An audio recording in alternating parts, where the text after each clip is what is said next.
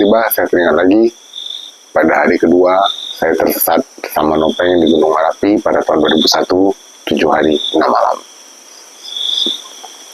Setelah melewati hari pertama yang begitu absurd, begitu mistik, mulai dari saya harus minum air sedih saya sendiri, sampai melihat penampakan real.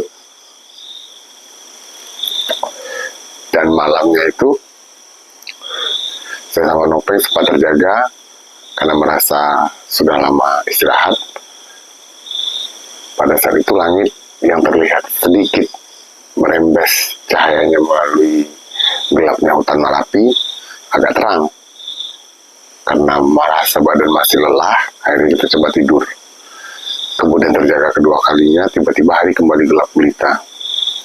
Dan di saat itu Nopeng mengambil keputusan untuk kami tetap melakukan perjalanan. Saya dan Nopeng meraba dalam gelap,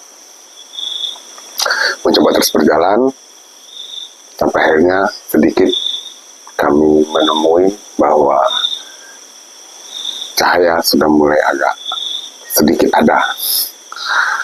Jadi kami asumsikan saat itu hari sudah pagi. Di saat itu tidak ada pilihan lain selain terus berjalan. Dan memang tersesat di gunung atau dimanapun betul-betul hal yang tidak menyenangkan.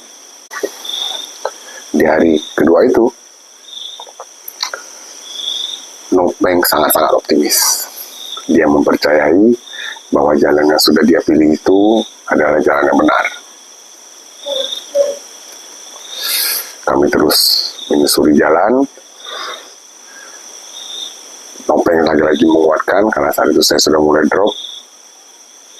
Hingga akhirnya saya percaya dengan apa yang dia katakan, bahwa sebentar lagi kita akan ketemu jalan keluar.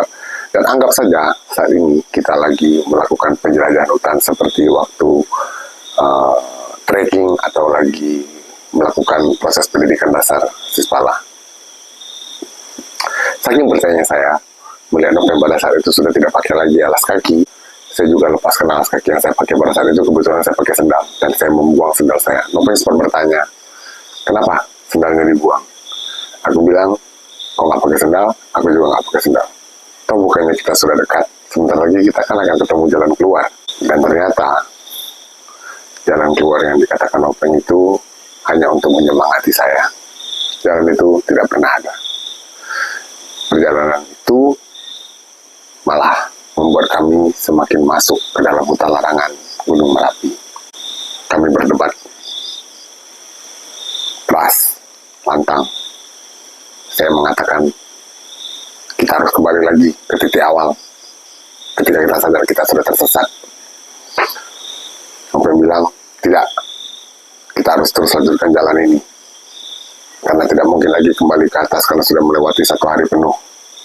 Saya berkeras tetap ingin balik ke atas. Sampai akhirnya perdebatan kami diakhiri dengan kekalahan saya.